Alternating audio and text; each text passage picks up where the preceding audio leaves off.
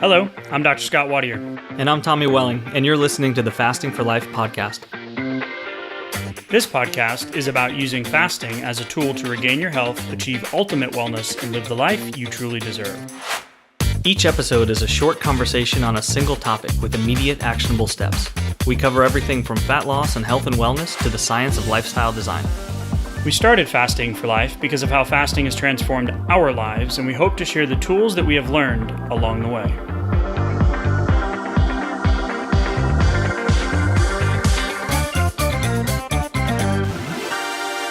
Hey everyone, welcome to the Fasting for Life podcast. My name is Dr. Scott Watier, and I'm here, as always, with my good friend and colleague, Tommy Welling. Good afternoon to you, sir. Hey, Scott, how are you?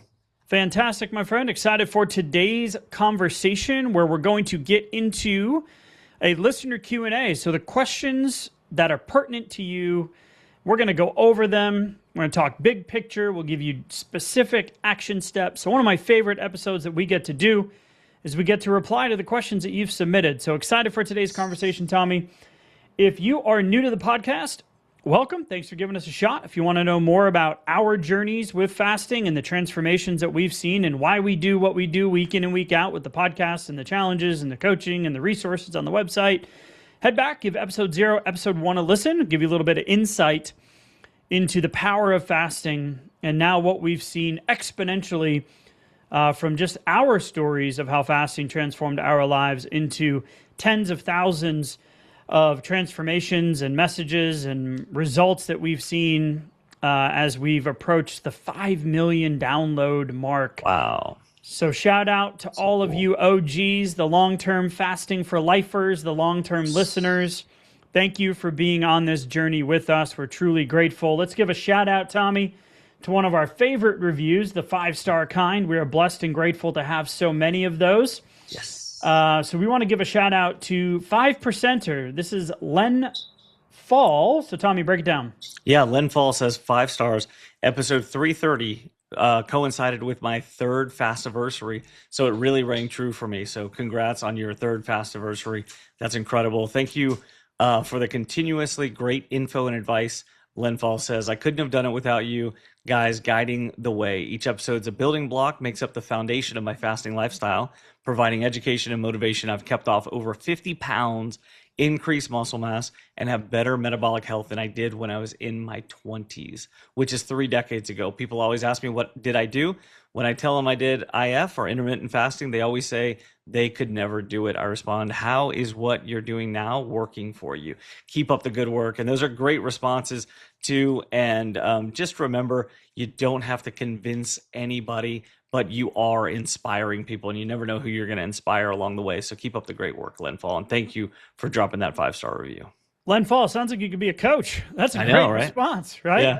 So what are you doing? How's that working for you, right? Like, and not to be dismissive in any way, but that's the dissonance or the reality, right? Mm-hmm. You're doing it. It's working. Keep leading by example, man, and just excited for your results. Thank you so much for taking the time to give us a 5-star review, and hopefully your story, as we always hope, is going to be encouraging for someone else out there, knowing that you are not alone on Fasting Island. Absolutely. And that you can truly become part of the 5%. So keep it up. All right, Tommy. Let's get into the meat of today's conversation. We're going to talk. We've got 5 questions that we're going to be going over. Question number 1 came in from Terry. I love your podcast. Thank you. I fast 36 hours twice a week. Love it. I definitely feel better, except for a sore throat, which I believe is caused by acid reflux. Anything I can do to reduce the severity? Man, when you are new to fasting or you start extending your fast, Tommy, I know you and I both struggle with this in the beginning, so let's break it down. Definitely. Yeah, absolutely. So your body gets used to whatever it needs to be doing and producing as far as gastric juices, as far as stomach acids, and everything that goes along with the digestion and digestive processes. And so when you start consistently fasting, you're removing some of the need, or you're potentially removing a lot of the need for that same production.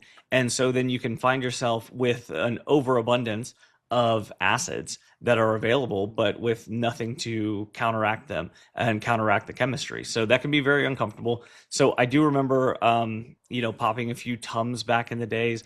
But there are some other things that you can do as well that are potentially even better for that. That was just kind of a quick fix that I was used to, because I mean, there were years prior to consistent fasting where I was probably on average about 2 to 3 Tums most days. Yeah. And I kind of grew up in a family where that was pretty normal. And I My had to dad, continue my with dad would that. always have his chapstick, his handkerchief, his comb, and his Tum, or he used to do Wow. Rolaids Yeah. Yep. when he left the Rolaids, house. Yep. Always Yep. had a little, like those little My grandfather, individual, too. like lifesaver size Yeah, packs. it looked like a Mentos, Yeah, like, but a small, yeah. Yep. So, I mean, when you start getting consistent, it's almost it's a good sign, but it can be a deterrent though too, Yeah. to that consistency. So, I will definitely encourage you that your body starts to get used to a different cadence, a different rhythm, and a different need for less production of all of those stomach acids. But what I found to be really, really helpful, and actually a really quick accelerant of that process, was being more conscientious and intentional about food choices. So reducing the carbohydrates, especially the carbohydrates, don't require as much acid, but they tend to make the acid burn more. They tend to make the symptoms worse. Like if you've ever had tomato sauce, like a big helping of spaghetti or something, and then it's like, oh man, like certain things that are more acidic Pizza. foods. Yeah, for sure. Yep. Yeah, that can be rough. So that was a similar experience with me as well, as those craft beer, right? Hops, Sure. Yep. gluten, some of those things. They typically will just like sit in my gut and ferment almost. That's how I envisioned it. Right? Like ha ha ha ha, and there's all these little bubbles, right? So big picture, fasting, it's almost like a paradox. Fasting definitely helps with acid reflux in the long term. Mm-hmm. Like, and so many of us struggled with it, right? But in the short term, it can trigger it, to Tommy's point. So what do you do to allow your body some time to normalize? Because it does get better, and I don't even know if we have Tums in the house anymore. We used to have, my wife was pregnant Yep. when I started the fasting journey 6 years ago. And I remember we had these digestive enzymes in the house. And I blew through that like bottle in the beginning when I started doing the 24-hour, 36-hour, 72-hour fast in the beginning. Yep. So the reality is some intentionality to your point, Tommy, so carbohydrates, number one trigger for me and for a lot of folks. Alcohol is another one. Spicy foods, citrus. Late eating. Yep, so we'll come to timing is the second thing I want to talk about. So when it comes to the foods, is if you are breaking your fast with just after your 36 hours, right, you're hungry, a larger meal is going to cause this to be more prevalent. And then during your fast, you can also use, so during your fast, if it comes up, or after you break your meal, are two different scenarios I want to be clear on. The first scenario, you can use apple cider vinegar and or aloe vera juice. Like just a shot, like an ounce of either one of those can help calm that down, rather than a Tums or a digestive enzyme that I used to pop like candy in the beginning when my wife had those in the house during her pregnancy. Yeah. But then the trigger could be the large meal, the carbohydrate-laden large meal after you break your fast. So you want to stay hydrated. You want to be doing trace minerals or mineral salt like a Redmond's or a Baja Gold, something like that. But then start with easily digested foods. Eat a little bit, wait 10 to 15 minutes, and then eat your larger meal. But only eat to about 75% satiety. This is going to calm down the rebound effect, right, of that larger meal, because your body has decreased. One of the common misconceptions with acid reflux post meals is, oh, I must have too much stomach acid. A lot of the cases, it's actually too little. So you kind of get this rebound effect, right? And then, Tommy, the second thing is the timing, right? So if it's post meal and you're eating OMAD dinners, definitely like set an eating curfew and get that meal earlier, right? Absolutely, because you're just like your insulin sensitivity is better earlier in the day, so is your proportional stomach acid production It matches up, it aligns better. So if you can bring that meal a little bit earlier, what it does is it doesn't create as much of a propensity or a likelihood for you to overdo it. So if you're like, when you're not used to consistent fasting, if you're waiting until, towards the end of the day, it can be a little tougher to like close that window. It can be, especially in the beginning, it can feel more like a fear of missing out. So then, like you kind of put all of the foods together, in that dinner window. So if you can move the meal a little bit earlier, you tend to do better with those kind of things, which means, to your point, Scott, that you're less likely to overdo it with the food volume, which then helps as well. So they all really kind of work together. But just encouragement again, don't let it deter you. There are it does tend to taper off and improve over time, and these things will help accelerate that process too. Yep, 100%. All right, great question. Thanks for submitting it. Let's move on to question number 2. This came in from Keshav, I'm guessing. Apologies if I've butchered that. I'm not going to attempt your last name. Keshav asks, started listening to the podcast a week ago. I'm on the 5th episode. Wow, you went back to the beginning. Thank you. Nice. Wow. I've downloaded the blueprint. Just wanted to know, how long after I start fasting 16 to 20 hours a day will I start losing weight? Inquiring minds want to know. Great question. Right. So where to begin? First of all, I didn't see the scale really move until I was at least at that 20-hour mark. Right. 20 hours, 21 hours. Before that, I saw basically just that I could maintain without further gaining of weight. So you'd see, some fluctuations on the scale depending on when you ate, what you ate. Right, For sure. But kind of just this kind of little bounce up and down effect, right? Yeah, no consistent downward movement in the scale until I got to about that 21 hour mark.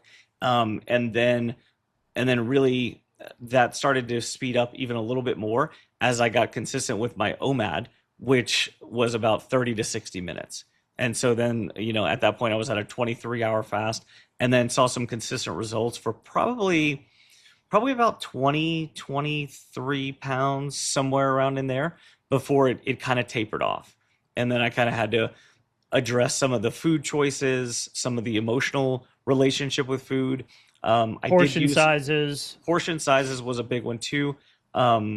And activity level too, because I had tapered off some of my activity level because I had kind of linked up working out and being physically active with burning calories and my diet mentality at that point. So I was trying to kind of unwind those. So I was like, you know what, let me get a hold of my meal timing and my nutrition choices here without adding on deliberate exercise. So I wasn't sedentary, but I wasn't doing deliberate exercise because I wanted to kind of remove that, from all of the attempts to burn some of the fat in the past.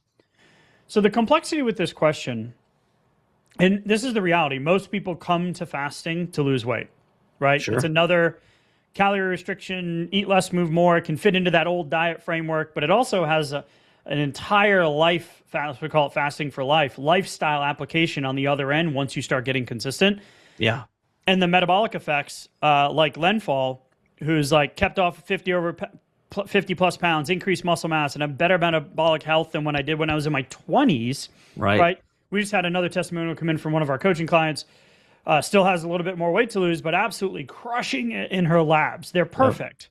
And reversed prediabetes and high triglycerides and low HDL and all this stuff, right? So that metabolic health that is ultimately what we want. And this is why fasting is so powerful, because it taps into that insulin resistance or weight loss resistance. The reason I say that, and the reason why this question is so difficult to answer, is because your starting point of how much weight you have to lose, how much sleep you're getting, your relationship with food, your food choices, your hydration, all of that matters in terms of the speed of result you're going to get. True. Right? If you're farther down the insulin resistant path and you've done cycles of gaining 20, 30, 40, 50 pounds on and off throughout your lifetime, then you have some substantial amount of weight loss insulin resistance there. maybe some leptin resistance, some emotional relationship with food, inconsistencies, right? But when you look at what's happening metabolically, and we have this on the website, it's the fasting timeline. It's a PDF, right? So it's like 0 to 4 hours. You're just kind of start to burn through the food that you've eaten, right? And you're going to store the excess. And then, 4 to 16 hours, some people will start to tap into that fat burning and autophagy zone.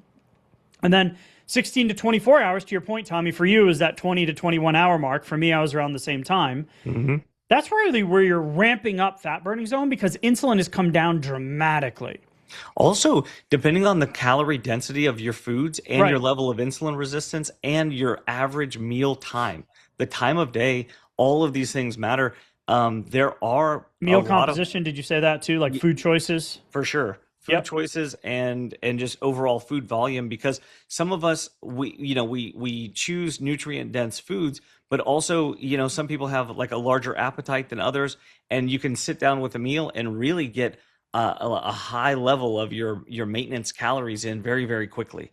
Yep. And that can be part of the balance there that keeps you from seeing the scale move, or that you're bringing on a disproportional insulin response. Right. So it could be great calories. You could be in a calorie deficit, but if you're still in a high insulin environment biochemically, then you're going to not necessarily see any change on the scale. It's going to be slow moving, if moving at all. Yes. Yeah.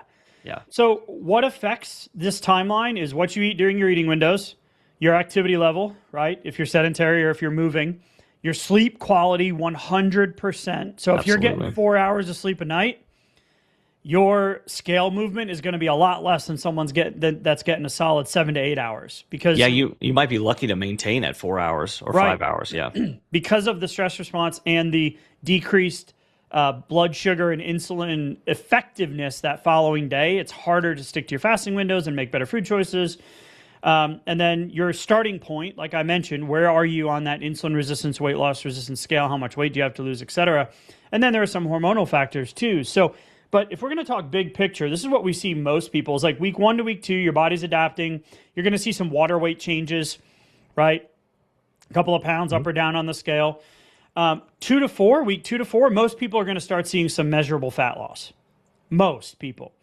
But the consistency is the key.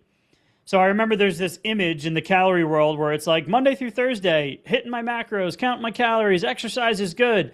And then the halfway point of the week, everybody, is Thursday at noon. Yep. And then, insulin and calories don't matter on the weekend, and you're just a Friday night happy hour that turns into a restart on Monday.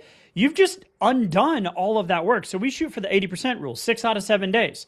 You're foundationally fasting, which is what you're talking about here, episode 311, is this 16 to 20 hour fast. The more consistent and longer you stick with it, the more you're going to see that downward trend. So 1 to 2 weeks, adaptation, might see some big swings depending on your food choices and your sleep.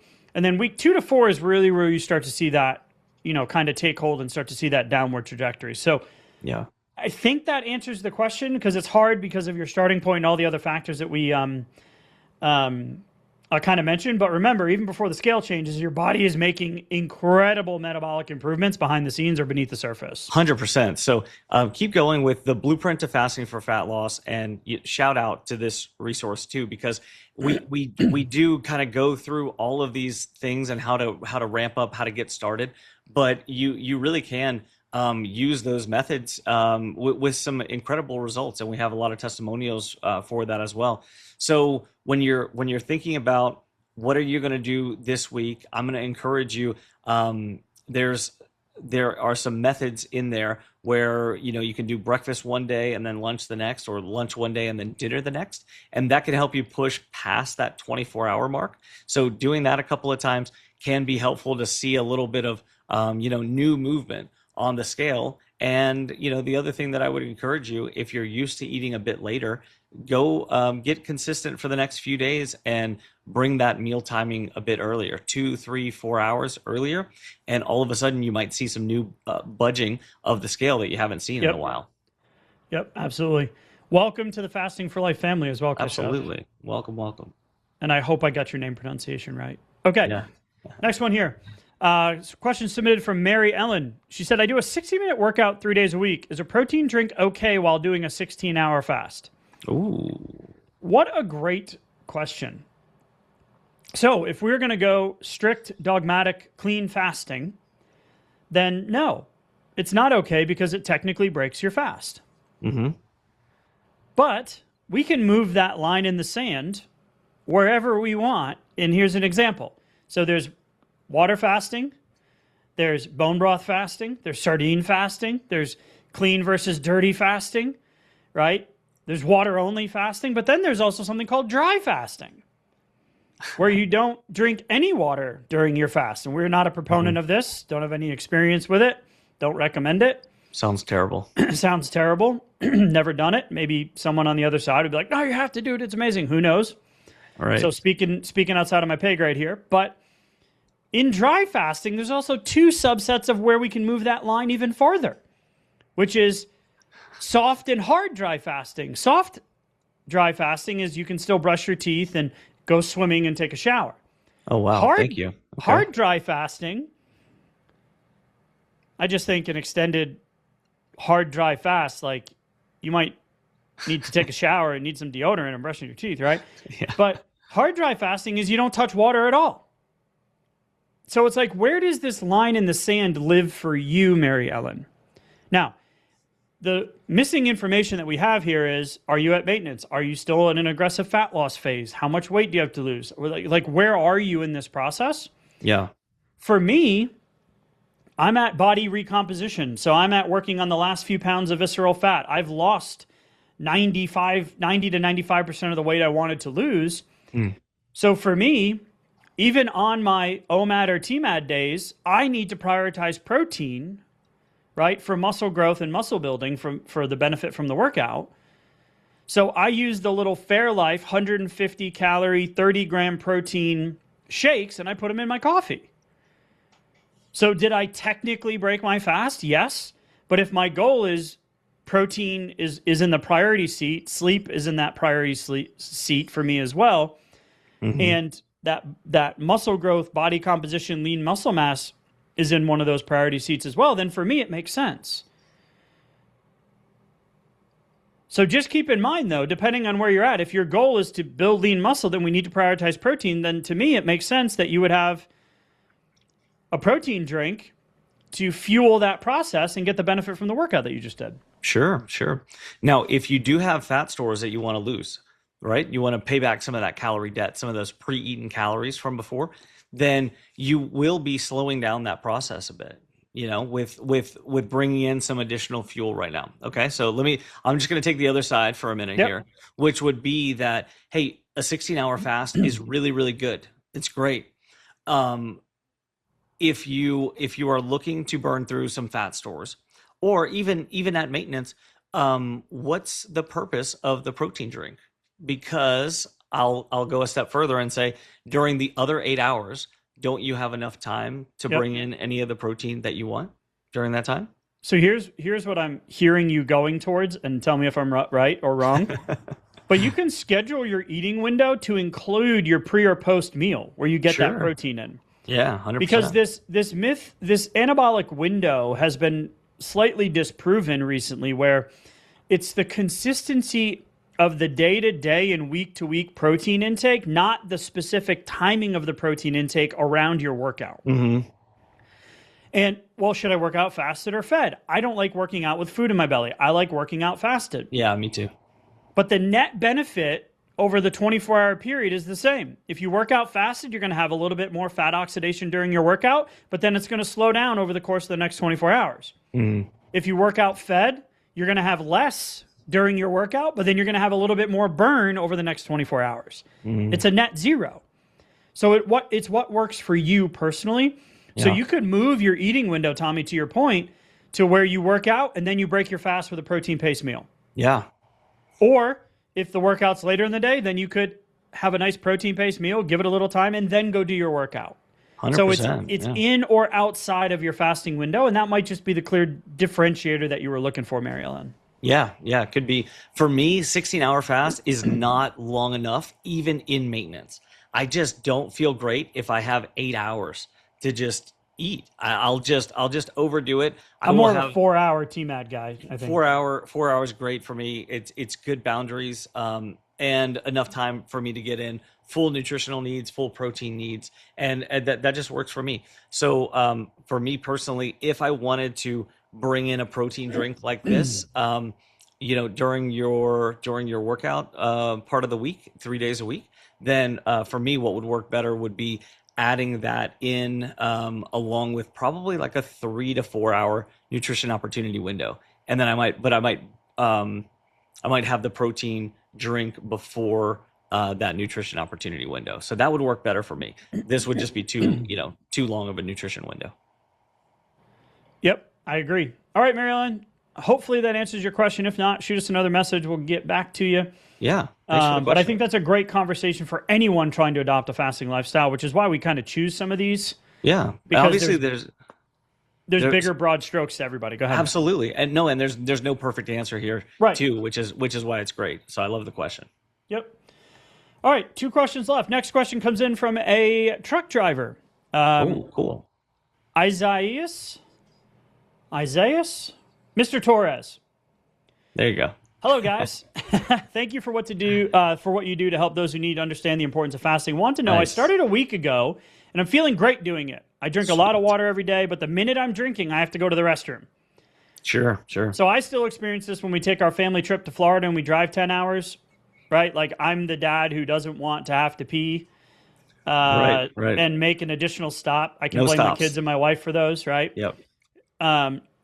And you have to go to the restroom. So as a truck driver, that's rough because I constantly have to stop somewhere. Is that normal? So to answer your question, yes, it's completely normal, especially when you start. I'll explain why in a second.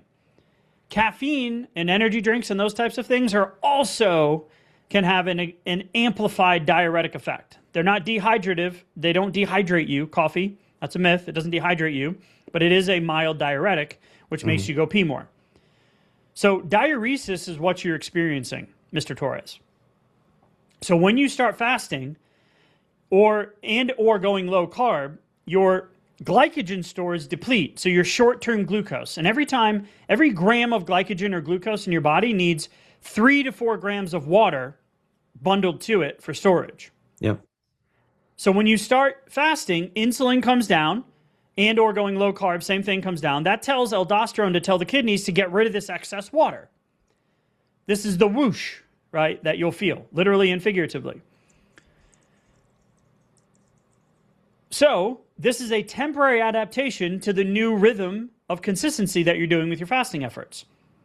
So it's not just that you're drinking more water. We don't want that. What we want you to do is hydrate properly, which is adding in some electrolytes to retain that water when the kidneys are trying to get rid of it, to balance that osmotic kind of relationship in your body, because those excess minerals go out, water goes out with it. We want to replenish those minerals on your fasting days. So some form of electrolyte, we like Element, we like Redmond's, we like Baja Gold, Himalayan salt. Putting that into your water, rather than just drinking more water, which is just going to get flushed out, we're going to be putting in those minerals that help balance that equation out and slow this process down. Yeah, and we'll put a special link in the podcast notes for free box of Element for your with your first purchase. So it's a good thing to understand that it's a positive affirmation of the process and your consistency. And so when that's happening, Mr. Torres, you're probably also noticing, if you jump on the scale, that it's moving down, or you can see a good shift, a good downward shift, because you are dropping some of that glycogen and water weight. And so that's a good sign, because that has to happen before you can start tapping into those long-term fat stores. So it's not just that you're losing water, it's the first step. It's the first domino that has to start falling. So in order for you to tap into those long-term fat stores. So keep doing what you're doing, and then add in some of that deliberate hydration, and you'll probably see that your body starts to kind of balance out the process. And then as you become more and more intentional with your food choices too, and keep those glycogen stores low, that you don't have to necessarily go through that process over and over and over again. You can stay relatively low on the glycogen and excess water weight side of the scale, assuming that you don't, kind of have multiple bigger meals and then, kind of put those stores back on, so you can stay on the right side of that and then not necessarily continue to have the diuretic effects over and over and over again. Right, Scott? Yep, absolutely. So for you specifically, Mr. Torres, is front load your hydration during your stops and your breaks, whatever that looks like for you, or back load if it's after your drive. Because I don't know if you're doing overnight, cross state, not really sure. You're doing local, depends. I can't imagine if you're driving a big tractor trailer that stopping locally in small towns and stuff to hit a gas station is easy either. No so kidding. you want to reduce your intake. So hydration, proper hydration, so minerals and salts first. Either front load or back load your hydration to when you stop. So reduce your intake 1 to 2 hours before long drives. And sip on this water rather than gulp it.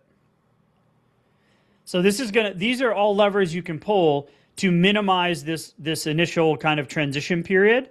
And it'll also create really great hydration habits moving forward too. For me personally, I work from home, but I'm on calls all day. So when I wake up, I do 40 ounces of water with some minerals and salt, and I drink that before I get to my coffee. Nice. Yep. On the days I don't do that, I find myself drinking a lot more throughout the day and having to go to the bathroom a lot more, even now at this point in my fasting journey. Yeah. If I'm not intentionally front loading my day with hydration, then I'm always trying to catch up later in the day, and then that can be sleep disruptive and et cetera, et cetera. I know it's not apples to apples in terms of the application, sure, but just some insight into the water and hydration kind of process. Yeah, slow and steady definitely wins that race, right? Yep. And then the other cool thing is that when you stay in that more glycogen depleted state, you start to tap into those long-term fat stores, and you kind of stay in that pocket right there. Then what you find also, Mr. Torres, is that your energy levels are more consistent. So you may find that you need a little bit less caffeine. So not only do you become like a smaller, more efficient version of yourself and need a little less caffeine potentially, but then you also find that your energy levels are more stable because they're not fluctuating as much with this blood sugar and insulin spikes. So that can be really good too, because then when you're not having to, dose up the caffeine so often during the middle of these drives, then you don't find yourself, needing to stop as much and use the restroom. Yep, absolutely. Absolutely. All right, Mr. Torres, hopefully that helps. Good luck on the road. Be safe. Let us know how you're doing and keep up the great work. Welcome to the Fasting for Life family. Yes. Okay, the last question we have. It's a very long one, so I'm going to summarize it, Tommy. This came in from Candace. Okay. And initially she says, hello, gentlemen. I've been doing intermittent fasting for about 5 years. I always usually did around 18 to 6, but I always had half and half and a squirt of caramel flavor in my coffee in the mornings and then lunch and dinner. I'd usually have a couple of alcoholic beverages with my dinner. About 6 weeks ago, I decided to ramp things up. I cut the cream and caramel out of my coffee. I've been doing OMAD and no drinking. For my one meal, I usually try to get a good source of protein, healthy fat, wide variety of vegetables and nutrients, so I'm not lacking anything. I do eat carbs, but I try to limit them. I take some supplements. So really, it's 5 years of IF experience, did OMAD for a month, or was doing 18-6. Hang on here. I want to get this right.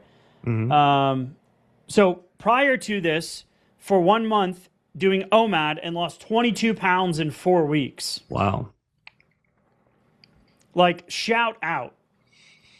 That's incredible. Amazing. Yeah. Now, before we get into the second half of this conversation, she mentions that in about a month, she has a daughter's wedding and she wants to lose another 20 pounds. Oh, wow. So, anyone out there that's listening, 22 pounds in a month doing OMAD is unbelievable accelerated weight loss. Agreed. That's not common. This happened to my dad. This happened to me. Mm-hmm. And if you've got 40 pounds to lose, there's about 2 points in this weight loss journey where you're going to hit the AKA dreaded plateau. What we like to call momentary maintenance. Mm-hmm. Because there's a lot of physiology that's going on behind the scenes and hormones and growth hormone and regulation. And your body will literally throw a three-pronged physiological temper tantrum to help you regain the weight and increase those hunger cues, because it is a survival mechanism. Winter is coming, we need to store. Your body has a weight set point memory. It's called the set point theory. So I want to say that now before we get into some of the specifics, because wanting to lose another 20 pounds in the next month is a very lofty goal. Now, Tommy, you said this when we were prepping for this question is, well, you could just fast until the wedding. That's not our recommendation. Sure. Yeah. Okay. The weight will come off. But the fact is that you have had an incredible weight loss in a very short period of time. Your body is now at a point where it needs to re-regulate. So what happened with Candace is she decided to do a 72-hour fast. Okay. Kind of at the end of this month. So more fasting must be better. Sure. Right? Now I'm taking some liberties here, but that's how my mind used to work. Yep. But gained 5 pounds after our birthday splurge, and she hasn't lost it despite returning to clean eating and exercise. Yep. So, very physically active job, daughter's wedding's in a month, wants to lose an additional 20 pounds. So, what is happening and what to do now, Tommy? That's the question. Well, I mean, you just hit the nail on the head, Scott, whenever you said your body goes into that winter is coming mode.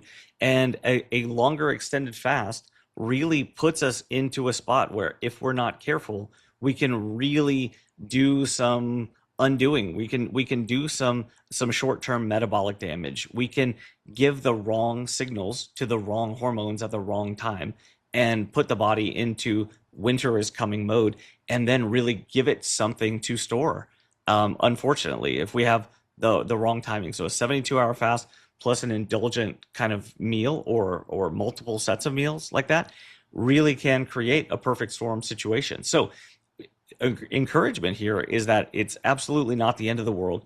It can and will be undone, but that's what's likely going on here. And I've been in that same situation before. Yep. Where I've done a 5 or a 7 day fast, and more at kind of the beginning stages or the first couple of times that I did those, I broke a 7 day fast one time at a Tex-Mex restaurant. No. I regretted the heck out of it, and I paid for it on the scale. I felt terrible for about 48 hours. So you kind of live and learn through some of those things.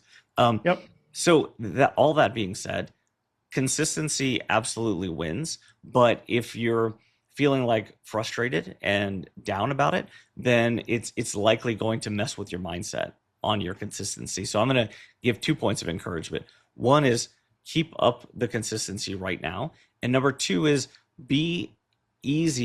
ease up on the expectation right now, because expecting another 20 pounds, like in such a short period of time, when things just went the other way right now, is really kind of another psychological perfect storm. So I'm going to encourage you to ease off of that expectation so that you can take the next action that's more likely to get you a short-term win here. Okay. Does that make sense? It does. So I love your goal, first and foremost. I love the results you've gotten. But this is one of the things that we see with an OMAD type approach. There's 4 faces of OMAD. We call it the many faces of OMAD. An intentional weight loss strategy, an intentional maintenance strategy, an unintentional regain strategy, right? So Yep. we need to vary this a little bit, and we'll give you some action steps here, but this is a complex metabolic situation, not just a simple like calorie intake issue. So you've got your refeed response, your hormonal adaptation, your body's temper tantrum, your exercise recovery. She has a very active job, gardens for hours a day, cleans houses. That all falls into the non-exercise activity thermogenesis category, the NEAT category. Mm-hmm. So that's just like activities of daily living, right? So you probably have a little bit higher, more demand for intake than someone who's more sedentary, just from a basal metabolic rate standpoint. Mm-hmm. So after the 72-hour fast, what happened? Well, your glycogen stores were completely depleted, and the birthday meal, alcohol, and then subsequent couple of decisions after that process replenished your glycogen. While insulin was at very low levels. While insulin was damn near non-existent. Yeah, and all of a sudden insulin had to spike just off the charts to combat the food choices and the alcohol after that. Yep. So 5 pounds is mostly water of what you've regained. I just want to encourage you. Mm-hmm. But I've also had this happen where when you do a longer fast, you move out of the nutritional weight loss ketosis range into a deeper level of therapeutic ketosis. So I've done a 13-day fast, a 14-day fast, multiple 5-day fasts. I like to do a 5 to 7-day fast 1 to 2 times a year just as like a reset. Yeah. But typically on day 2, day 3, the scale doesn't move. You're like, how's that possible? I haven't eaten anything. Well, your body is shifting into repair mode and not weight loss nutritional mode, ketosis mode. So because of your physically demanding job, your gym sauna several times a week, your extended fasting, maybe there's a little bit of stress or pressure to Tommy's point about this upcoming wedding. So you asked the question about, you've heard about women should fast differently than men. I agree completely around your menstrual cycle, depending on if you're still normal cycle, pre or perimenopause, or postmenopause. There are a couple of different levers that we need to address. It's hard to do that for you as an individual without knowing more specifics, but broad strokes, you've got your follicular phase and your luteal phase, your first half and your second half, right? And in your follicular phase, this is where menses begins, and then estrogen's going to peak, and then ovulation happens, and then estrogen comes down, and then progesterone's going to peak in that luteal phase. So in the long term, yes, women should be fasting a little bit differently. In the short term, you can still use standard fasting techniques as long as you're not seeing some of the warning signs of it being too much of a stressor, meaning you've got mood changes or swings or hangriness or sleep disruption or wired and tired, anxiousness, brain fog. Those types of things is telling us big swings in body temperature change, right? Those are the warning signs of, hey, you're doing too much right now, and you're stressing your stress response, your HPA axis a little bit too much. Yeah. So the body kind of kicked into protective mode, and this happens regardless if you did a 72-hour fast or not. You were probably going to plateau at this point with a 40 to 45 pound weight goal, anywhere between that 15 to 20, 21, 22, 25 pounds. You're going to plateau. Your body is going to naturally be like, hey, we need to recalibrate here. Mm-hmm. It can take some time. Yeah, absolutely. So what are a couple things that you can do is I want to see you shift your eating window from nighttime to morning, midday. Powerful. You're going to increase your insulin sensitivity. An 8 a.m. meal versus an 8 p.m. meal.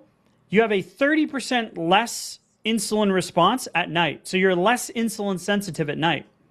So alcohol and carbs, to your point that you mentioned, Candace, those aren't going to be processed as well and disrupt sleep and make the next day of fasting that much more difficult. Yeah. Mentally and metabolically. So one of the levers I want to see you do is, yes, go back to OMAD, but move it, or TMAD, but move it earlier in the day. And then if you are going through a normal menstrual cycle at this point, as you get into the day 21 through 28, that's where we want to have less longer fasts and more consistent nutrient-dense, shorter fasting nutrition windows kind of paired together. Yeah. And I would double down on your prioritizing protein as well. Yeah, for sure. Like, start It's there. a superpower. Absolutely it is. And it doesn't happen by accident. But here's the cool thing, Candace. When you are intentional about your protein, your body can't screw up protein. Okay? Yeah. And very hard to do. Cravings come down. It makes the next fast that much easier. It is hunger quick. Hormones. Absolutely. It's also quick to help you deplete those glycogen stores that you're holding on to right now. And then also you are putting your body in the best situation to not have a scarcity situation going on, which is like, the exactly what happened with the 72-hour fast, and then not, being very intentional about food choices and things like that afterwards. What happens there is basically the opposite of consistent protein pacing whenever you're going to break your fast. So, you don't need 72-hour fasts for fat loss purposes. So I want to encourage you there too. We find the sweet spot somewhere between 30 to 48 hours generally, even for I got some big fat loss goals. That tends to be just a really great range where most people don't need to go beyond that because of some of the things that you've mentioned here. It can make it that much tougher. Yep, absolutely. So birthday celebration, you enjoyed yourself. Congratulations on the 22-pound weight loss. The scale is going to start moving again. You just need to give your body a moment to catch up. You've proven to yourself you can do it. You absolutely can. And I want to make one mention, and then we're going to wrap up today's episode, is that when you hit these plateaus, this is where we typically will see non-scale victories kind of come in and happen beneath the surface. So I want you to pay attention to them. Your inflammation, your sleep, your stress, handling of stress, your food decisions. But really, one of the biggest ones is how clothes fit. We'll see body composition change where the scale might not be moving, but that pair of jeans or that dress fits better. This is your body kind of recalibrating through the process. So I love plateaus or momentary maintenances, as we call them, because this is typically where you'll see the clothes fit better and those non-scale victories come in, and that's all part of the process. I just want to encourage you and everyone that this is 100% part of the process. Yeah. And what you do now to keep that momentum and consistency is the scale will come back online and catch up with you. Yeah. So please keep going. Please keep going. You're doing great. All right, Great Tommy. reminders. Great reminder, Scott. Thank you. 5 questions for today's Q&A. I want to thank all of you for submitted these questions. Fasting for lifers, new folks, welcome in. Fasting's a tool like any tool. It works best when you understand how to use it for your specific situation. This is why we do the challenges. We got a next one coming up on June 10th. Yes. This is why we do coaching, because there are some specific, not how long should I fast, but how do I make fasting work for you? What's that personalization, that customization? That's what we really focus on. And when we do these Q&As, we get to do it in real time to everybody out there. Yeah. So I love it. So cool. If you have questions you want us to answer, please submit them. info@thefastingforlife.com. You want to grab the blueprint to fasting for fat loss, you can head to the website. It's in the show notes. You want to grab the sample pack of the element electrolytes that we mentioned. That's in the show notes as well. Challenge coming up on the 10th, Tommy. Love it. Thank you guys so much, Tommy. As always, man, I appreciate the conversation. We will talk soon. Thank you. Bye.